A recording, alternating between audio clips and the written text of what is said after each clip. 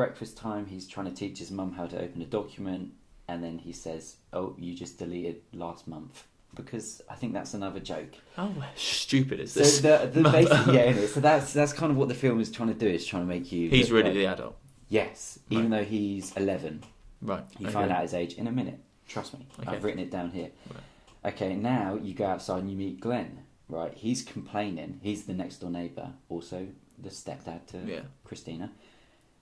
He's complaining about Susan's leaves being on his lawn. Oh, bloody hell, Susan. We don't really have this much in England. Come on, Susan, sort it out. And he also gives back a walkie-talkie because, like, the back of his house is like it's a big forest basically, and he's like, "Oh, I found this," and he gives back a walkie-talkie. And then Christina comes out and she runs up to Susan and they do a cool handshake because she's down with the kids. We like cool handshakes. Exactly.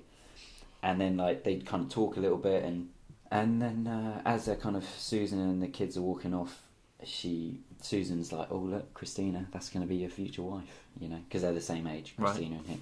Okay. Now we meet Sheila, who is played by Sarah Silverman. You know her, don't you? Yeah. And for some reason, she's got a weird tattoo just on, like here, on just above her breast. Right. It's not really explained. I assume that this is for character development, as per. Yeah. Now they're both working waitresses, and of course they have the stereotypical little fat boss that's like, "Oh, make sure you do this." And, we love a little fat boss. Yeah, exactly. I'm going to treat you like shit, and he's got like a annoying shirt on. Yeah. She gets asked something about her wages and says, "Oh, don't." Yeah, the guy comes over and says, "Oh, where do you want me to pay in this thing?" And she's like, "Oh, don't talk to me. Talk to my son." And the guy's like, "Henry, but he's 11." And she says, "He's almost 12." Remember that? Okay. That's not really important, but right. you know, like again, it's just like screaming in your face that she's not.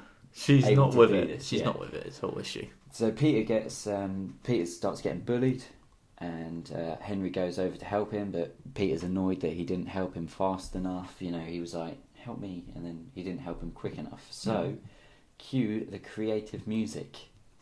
I'm not going to put any music on, obviously. Right, so cue the creative music. I was expecting something to start playing. And then, you get like a montage of Henry starting to build something because Peter's sat in his room, arsey that he didn't get saved. And then all he really does is he gets a fan and starts blowing white shit so it looks like snow. And he puts on this like hat thing with the glasses, and he gets 2 plunges and he starts crawling along the floor. So it looks like he's climbing up a mountain. Okay. That's it. He's really smart. Then Sheila and Susan comes home, and you get that Sheila hates kids. Okay. Of course, she makes a joke about Henry's name, and she calls him Hank. He calls her dumb, and then Alright, Hank, dumb. Yeah, he says it a lot smarter than that, but I'm not going to write down every quote. She says he has a weird shaped head. These are the adults, yeah. So this whole world you assume is just the kids are the adults, silly adults, but it's not. Okay, just remember that it's just these certain ones. Right. Sheila and Susan get drunk. That's kind of a recurring theme. Now, make sure you remember this. Henry's in bed and he starts to get a headache, and you know he gets a headache because high-pitched music starts playing. Like there's like a bit of a screeching sound. Right. And he looks out the window, and to see Christina, her bedroom is opposite his bedroom. So he like does the whole like, "Oh, boy next door, girl next door," and like looks out, and he sees Christina. I think she's like she's just sat on her bed, and then he looks down and he can see Glenn sat downstairs. And then suddenly when he looks back at Christina, she jumps back in bed. Oh, that's a bit weird. She looks a bit scared. He looks back down. Glenn isn't sat downstairs anymore. Oh no. Cuts to morning. Okay.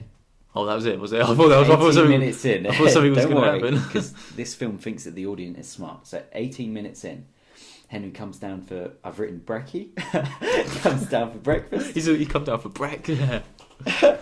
And then I like this because he comes down for breakfast, and the mum says, "Hey sweetie, you okay?" "Oh, fine. Why? What's with the face?" "Oh, nothing, just a headache." Just a headache. Yeah, leave and him alone. I noticed this because obviously as I was typing it, I was like looking up, rewinding, because that bit was a bit weird. Yeah. For some reason, Peter, He's eating breakfast and he puts his fork in his orange juice. Why? Exactly. Nothing else. He puts his fork No, I in orange juice. can't say I've ever done it. Yeah. But, don't know till you maybe, try. Maybe because he's young. It's just weird because they're talking and he Yeah. just dumps it in. Okay. So it's, it's weird.